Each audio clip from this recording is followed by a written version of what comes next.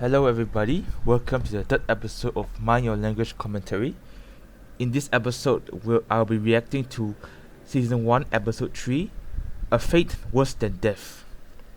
Let's go! Wait, what is Guan talking with Su Li? And anyway, this probably foreshadows their seating arrangement in Season 3. Wait, who is Max talking to? I wonder who is Max talking to. Καλησπέρας, everybody. Oh, Max, can you help me? Sure, anything you want. I'm in very big trouble. I kill it. The man who put you in big trouble. Well, which man is put Daniel in trouble? There is no man. Your gracias. No, it's my homework. I know finish it. I haven't even started it. Well, Max, what have you been doing for the past 1 week? Please don't tell me you're trying to watch football or finding girls to date. Anyway, in the next episode, Max reveals he has a date. But Daniel mentions that she's in big trouble, and then Max says that he'll kill the man and unalive the man who put her in big trouble. So does this mean he wants to unalive Mr. Brown? I don't think so, because Max likes Mr. Brown. He thinks he's a good teacher, so let's continue. But Mr. Brown is going to be very angry. Don't worry, Giovanni. He's gonna fix everything. Yeah? Hang on, why would Mr. Brown be so angry? If he's such a patient teacher, he'll at most be very annoyed and frustrated, but I don't think Mr. Brown would be so angry over his students not doing their homework. If to see Mr. Brown really angry, you should watch the first episode of Season 3. The Scottish student really make him push his buttons. Buonasera! Okay, who wants the homework? Only 10 PE. To be honest, if you put that to modern context, no one wants a homework because they're already struggling to complete the current homework. Unless Giovanni purposely say, who wants completed homework, then it will make sense.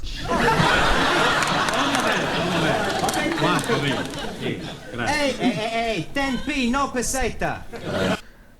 But if the peseta is worth 10p, then he should accept it. But maybe this is the first instance of Guan trying to outsmart other people by manipulation. Okay, who's the next? Please. Giovanni. Yes. How we know answers right? Sure answers are right. My landlady's little boy writes them down.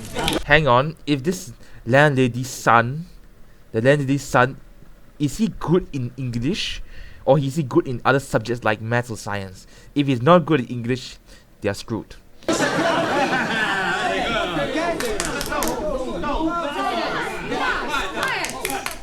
please. Now, where is Mr. Brown? Mr. Brown not alive. Oh, this is too bad. He should be here. Oh man, did she accidentally say that Mr. Brown is dead? That's so unhinged. You wanna give Mr. Brown a massage? Wow, that's so inappropriate. I presume you mean message. Collect. No, thank you. Message, a massage. Wow. Miss Courtney is not a masseuse, she's a principal, but still, at least she meant message. That's not unhinged to me. No, I shall wait until he arrives. It will give me an opportunity to find out how much you have learnt. Which is precious little, I suspect. But Madame, we learn a lot from Monsieur Brown. All right, quiet now, quiet. Very well. Let's see if we can find out how much you've learnt from Mr. Brown. Can anyone give me a sentence containing the word catalyst? Okay, that is a very, very bad start and a very bad question. You should ask a vocabulary. You should ask a question on vocabulary that is easier for them to understand, not catalyst. And besides, this is not a biology class. This is an English class. As someone who studied biology in school, I will easily say that enzymes are great great catalyst. But no one here would know this question. Either Miss Courtney is trying to ask a difficult question, or she's really testing them too hard. Or both. Well, come along, somebody. Catalyst. See? Por favor, señora. Yes? In my country, Spain, most of the people are Roman Catholics. Roman Catalyst. That doesn't make sense to me. He meant Catholic. But, Miss Courtney, this is what you get for asking such a difficult question. I don't believe it. Serve you right. That's not right. No? Italy is a much bigger catalyst country. For a moment, I thought he was going to say that's not the correct answer. Catalyst means this and so. But instead, he also mistake catalyst as Catholic. So, there we go.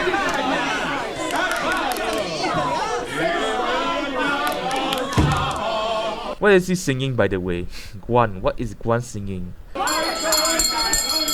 Quiet, please. Good evening, Miss Courtney. It's almost good night. Yeah, well, I'm sorry I'm late. I was detained at the paper shop. Mr. Brown, I know the times are hard, but do you have to deliver newspapers? Oh, no, I bought them. They're for the students as part of their education. Well, they certainly need some education. Wow, that's gone full. Well, good evening. What is that? Oh, squeeze me, please. I'm just this moment arriving. Squeeze me again. I go. What? Mr. Brown thought that Ali is going out of the class and away. But no. He come back with a come huge back. suitcase. Are you moving house? Oh, not at all. I'm coming here straight from work. Oh, you've got a job. Yes, please. I'm a traveling salesman. I go around knocking the doors. The door. Knocking. That is correct. Yeah, what are you selling? Oh, blimey, everything. For a master or a mistress. I show you some example. Maybe you will be wanting to buy something. No, thanks. I don't think that's my size. So sorry, No. please. This case is for the lady peoples only. And this case is for the men people. And everything very cut price. Ah, look this please. You not have to be tying it. And also, if you are dropping soup, you will be wiping it off. It's jolly good plastic. Yes, very ingenious. Only £1.50. You're wanting one? £1.50 for a tie that you don't need to tie? Wow. Times change, huh? £1.50 probably is worth maybe $2 at the time, which is probably $10. So it's still a good deal if you ask me. No, thanks. I'm telling you what I am doing. To you, only £1. Yeah, I don't want... Ali is desperate, probably to make more sales, and he purposely brings his entire sales blue suitcases to the class so that he can sell to the class. How about a jolly good shirt? Ah, it is guaranteed 100% substandard. 100% substandard. Another way to say 100% fake. No, thank you. Ali, you got any socks? Plenty socks. 50p only. Plenty woolly. Yeah, Ali. Excuse, I'm serving. Excuse, I'm serving. Wow, Ali is taking advantage of Mr. Brown's kindness and using his time to sell stuff to his classmates. Which, if you ask me, that's time theft. Basically, stealing time. Which is also, in corporate office, is considered unethical or wrong. I have a two. Right. 1, 2. Money. Now, tell me, anybody wanting any under trousers? All different colors. How much? Only 50p. Ali, please. Ah, you are wanting one. I'm Are you wanting one? finding you a very good pair. I like how Daniel is just sitting at her desk, but then she's not really interested by anything. Hi. Lovely, Wow. lovely. Red, white, and blue. Just like Union Jack. I don't think I will be wearing that, even if I like the British flag, which I do, because if you put a flag in your pants, it's disrespecting the country, which I wouldn't want to do that if you ask me. Very patriotic, but no thank you. Have you any scarf? Most definitely. For you, only £1.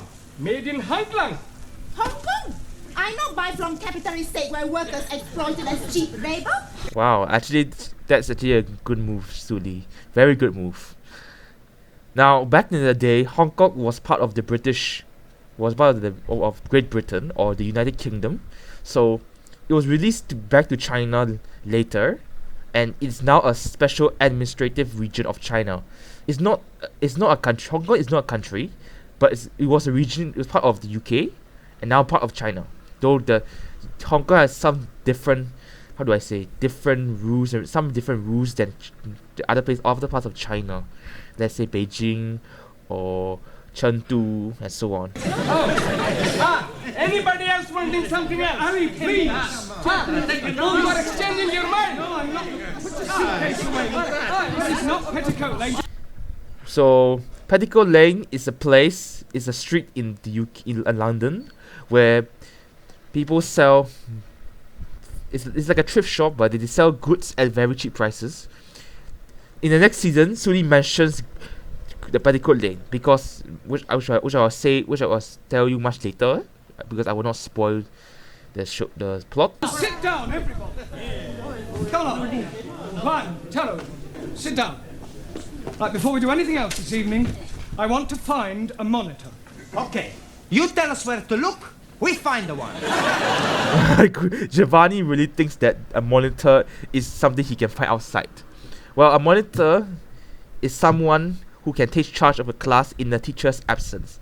In certain schools, in the United States, they call it the class president, or they call it president of the class. In other areas, they may be called class chairperson or chair. Yes, though you can call a female monitor a class chairwoman or chairperson, lady person. I don't know, but the general accepted terms is class chairperson, class monitor, or class president. Giovanni, a monitor is a person who can take charge of the class during my absence, somebody intelligent enough to assume responsibility. Yeah, on second thoughts, perhaps it's not such a good idea after all. Please, I think I'm making good monitor. Well, you literally wasted Mr. Brown's time by trying to sell some of your goods. So I don't think you make a very good monitor, Ali. Very sorry about that. And very sorry to all the Ali fans. I think we'll alternate, have a different one each week. It'll be a good experience for you. Right, Anna, we'll start with you. Thank you. Yeah, thank you. Thank you. Yeah, if you'll just hand these round and collect the homework. Yeah. Yes, Anna. Yes. And from now on, I want to hear no more foreign languages spoken in this class. From the moment you come in here, you speak English all the time.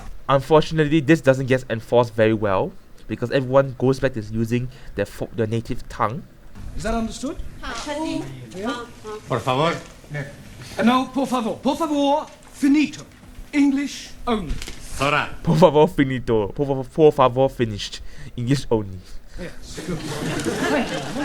Now, have you all got a newspaper? Right, well, I'm going to ask you each to read out a passage from the newspaper, and then we'll discuss it together, okay? Max, you start us off. American Embassy Baguette. No, Max, bugged.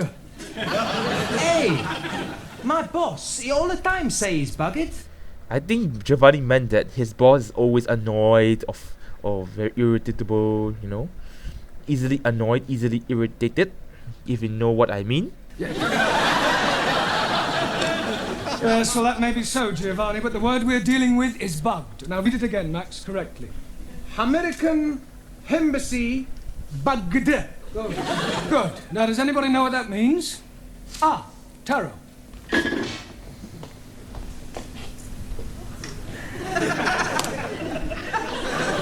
It means American embassy full of little insects. Lamau. Taro literally thought that the embassy is full of bugs.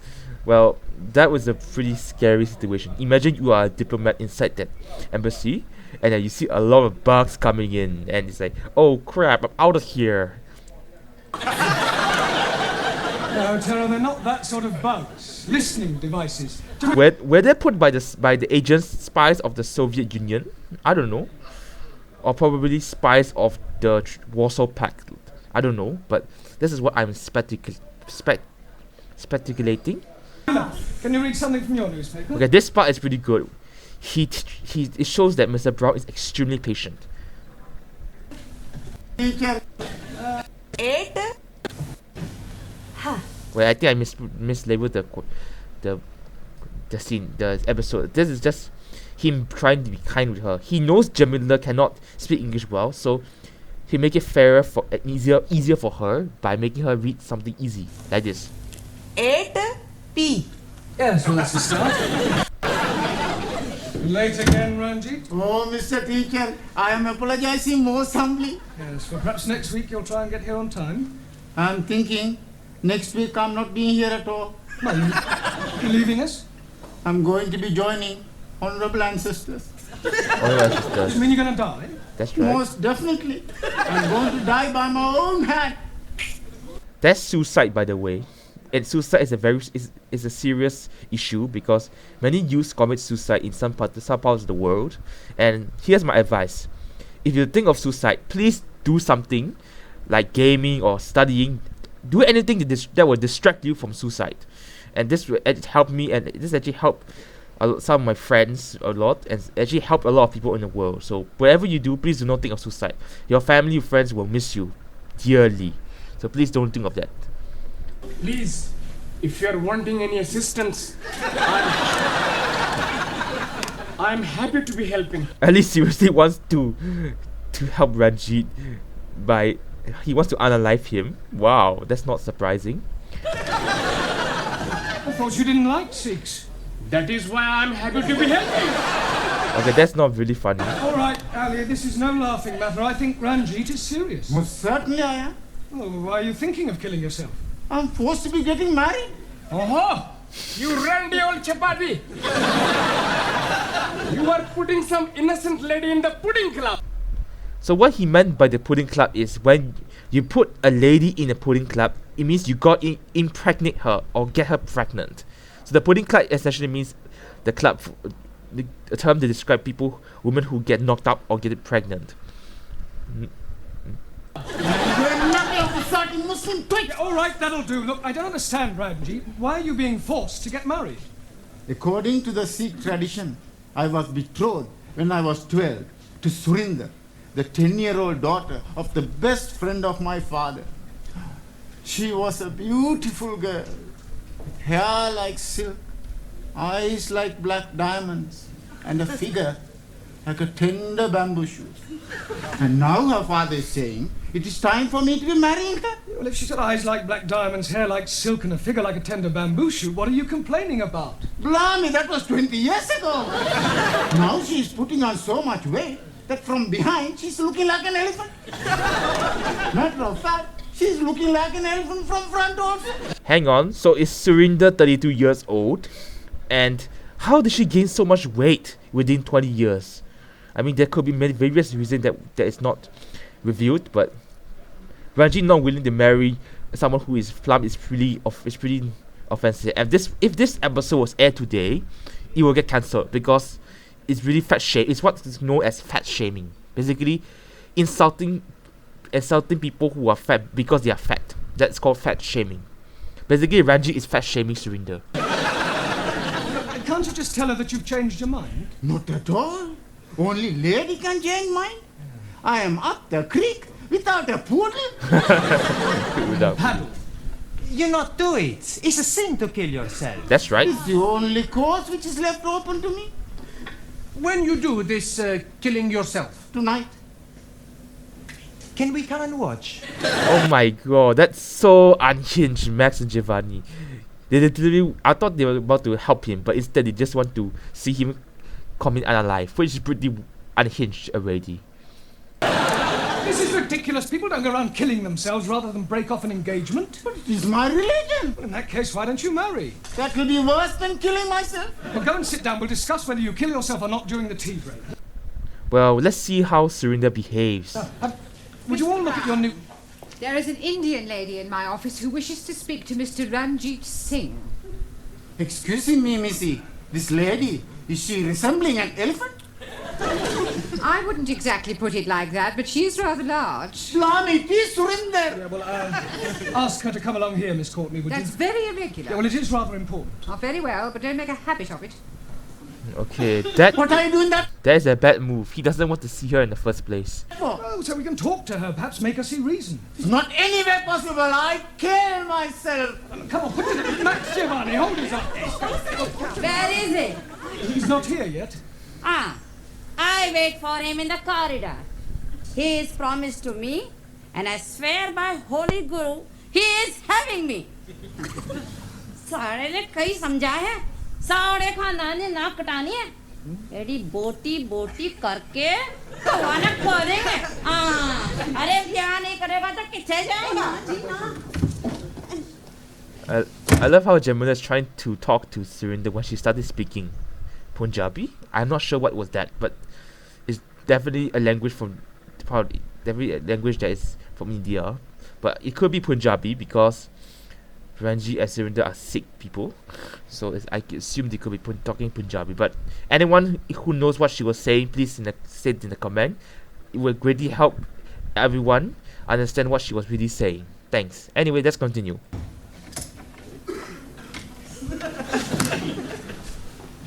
Well, what am I telling you? Yes, I quite see your point about an elephant. Still, don't worry, Ranjit. I'm sure some elephants are very nice. Not Surinder, because she really wants to marry Ranjit. There could be other reasons, but I can't really judge because we don't know Surinder well enough. But let's continue.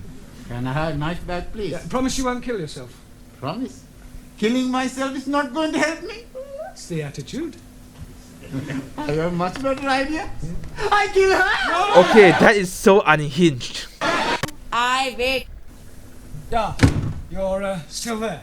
Yes, Look. I still here. I really think you ought to go home. No, I wait for Ranjit. Yeah, well, I don't think Ranjit will be coming tonight. I wait. Wow, so stubborn.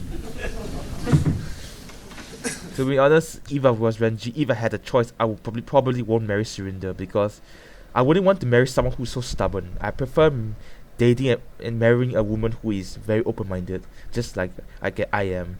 And if I had to marry someone who's so stubborn, it's gonna be a nightmare. And who knows, if Ranjit marries her, they might get a divorce in the future. Who knows? We are not very sure. But let's continue. Is she still being out in corridor? Yeah, I'm afraid so, Ranjit. Look, Miss Courtney is not going to be very pleased when she finds out about this. Oh dearie me, what am I going to be doing? Well, can't you just tell her you're not going to marry her? But I am not going to be marrying Missy Courtney. Mr. Brown confused Ranjit. He should have said, can't you tell you don't want to marry Surinder instead of her, because he also mentioned Miss Courtney, which confuses Ranjit. I am referring to Surinder. Oh no. If I am telling her that, she's surely going to kill me. Ah, you said you were gonna kill yourself. That is correct. Yeah. Please, in my country, personal commutal hierarchy, it is custom for best friend to be present to chop off head. Chop off head. Hi. I will be happy to assist. You will do nothing of the sort. That's so unhinged as well, but I think this show is full of unhinged moments, and I like how Tyra wants to help Ranjit commit unalive by, taking a knife, taking a long sword and get. But the concept of a best friend helping his best friend commit unalive is pretty unhinged. Still unhinged to me. I think this whole episode is really unhinged. Oh, no, please, everybody, just sit down. You're here to learn English. We've had enough disruption for one night. You should leave your personal problems at home. Now look at your newspapers. Juan, read out a headline. Here comes the funny scene. The newspaper. See, he still said por favor, and Mr. Brown doesn't correct him. Yeah, well, read something out. Vamos a ver. Increase in London rats. I mean, who would put that headline on the newspaper? Like, who would be interested in that? They will know. Who cares about the population of rats in a city? I mean, this is not a rat infestation. If there was a huge infestation, yes, but why would they say increase in London rats? Like, who would care? The creators of Ratatouille? I don't know. London rats. In Crete, in London, rats. Rates. London rates. That makes sense now. Perdón. Yeah, Anna, your turn. Westenwelt welcomes wind of change. I think at that time, maybe they were, how do I say, during the Cold War, which this show is set during the time.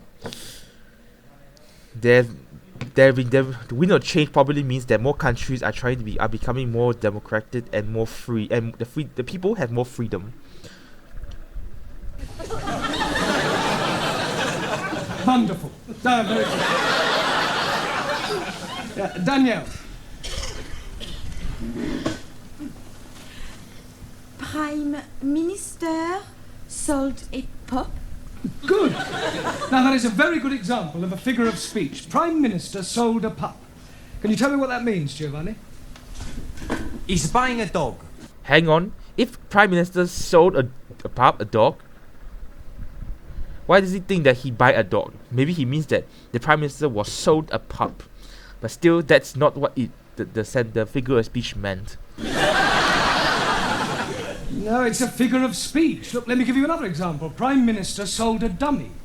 Do you know what that means? Sure. Sure, Do you understand it? Yeah. It's just one thing I don't understand. Was he buy the dummy before or after he buy the pup? He doesn't buy anything. The newspaper man's a big liar. Well, Giovanni has a hard time understanding figures of speech, so that's understandable. A figure of speech, I told you, it's just a figure of speech. It doesn't mean what it says.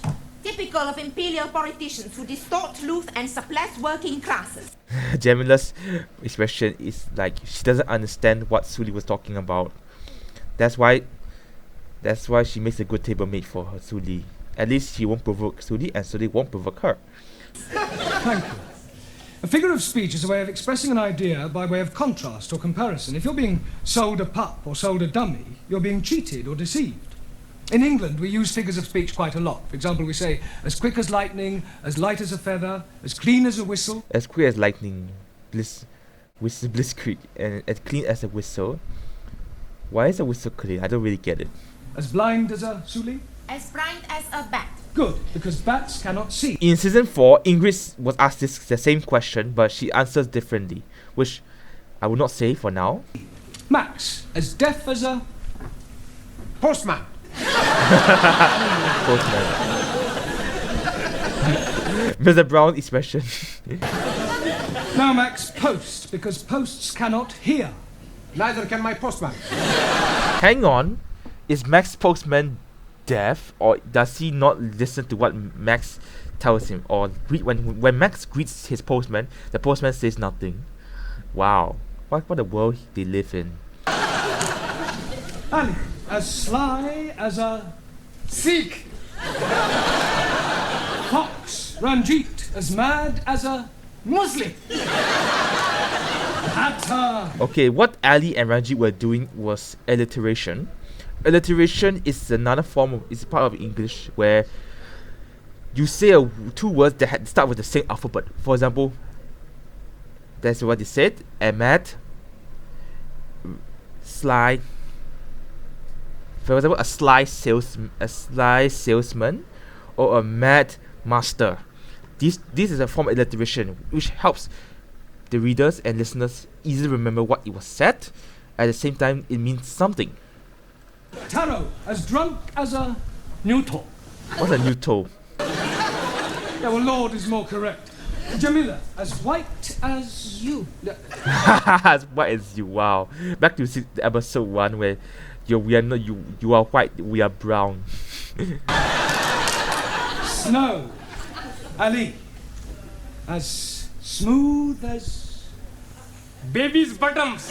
Okay, that is so unhinged. All right, we'll break for tea now and continue with the newspapers when we come back, all right? Please, how am I going to be getting out without being observed by the fat one? Well, that's your problem. My problem is how to get her off the premises before Miss Courtney finds her.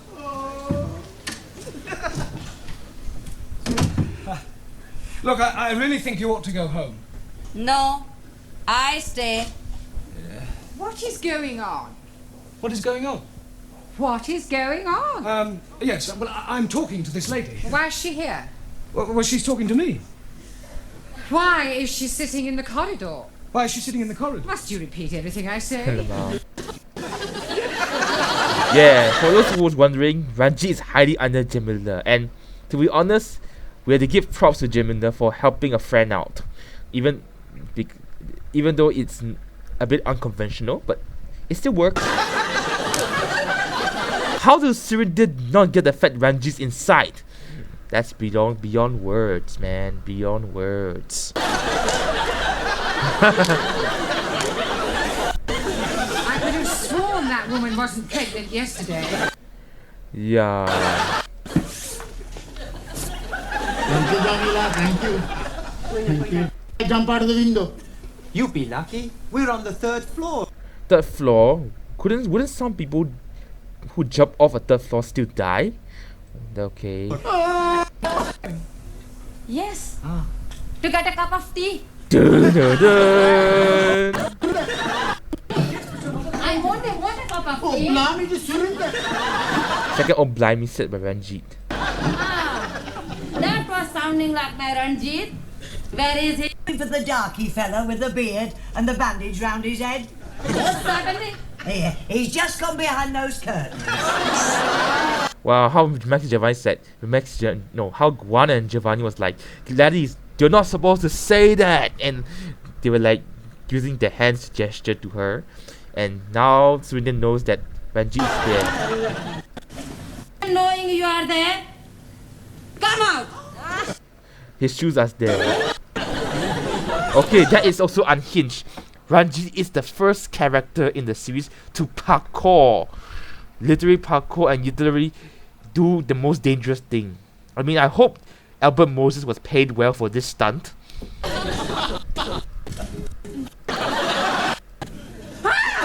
Lamau.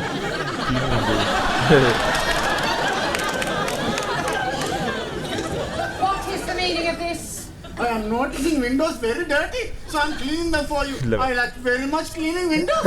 Improvised act. In the pitch dark. Now come in off that window ledge. 1,000 apologies. 1,000 apologies. Oh no.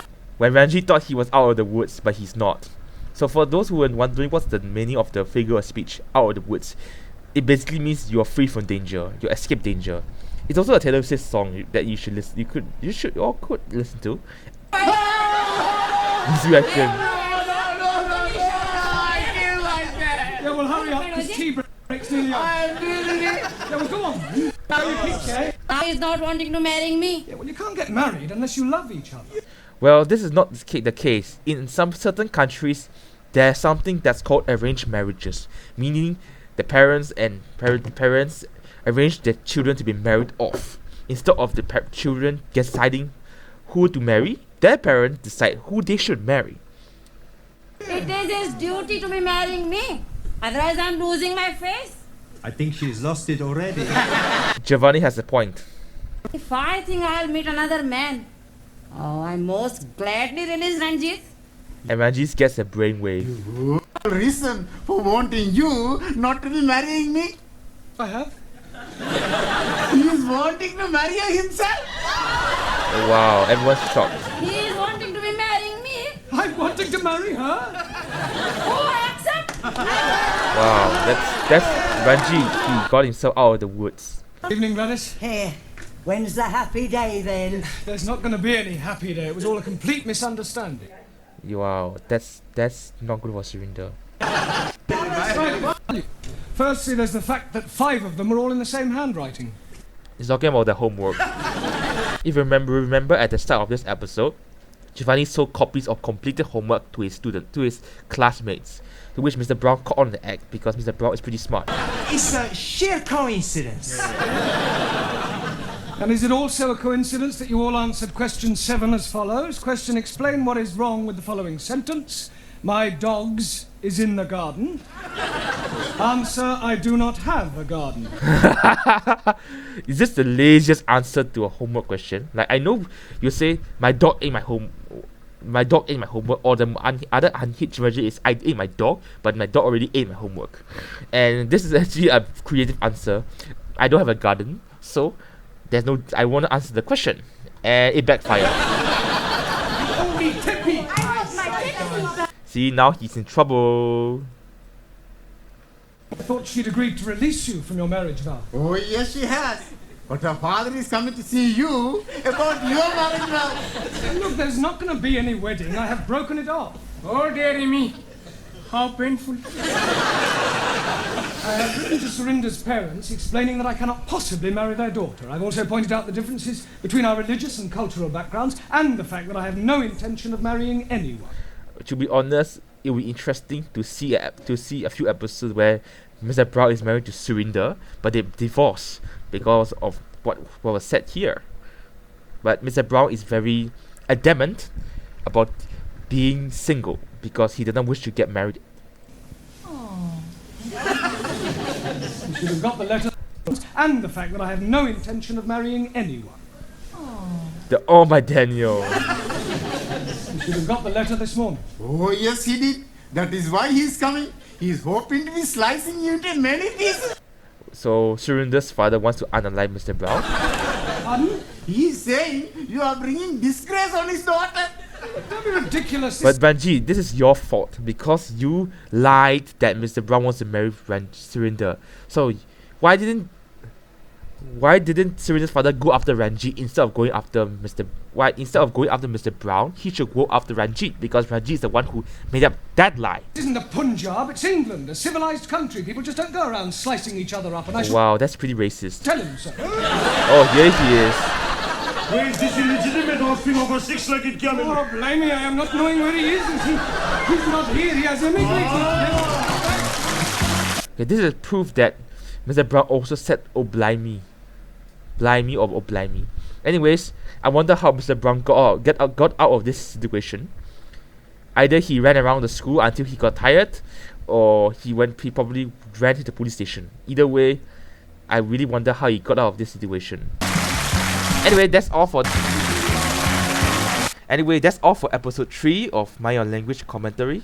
The next episode will be all through the night, or it should be all through the night. Yes, and I'll see you real soon.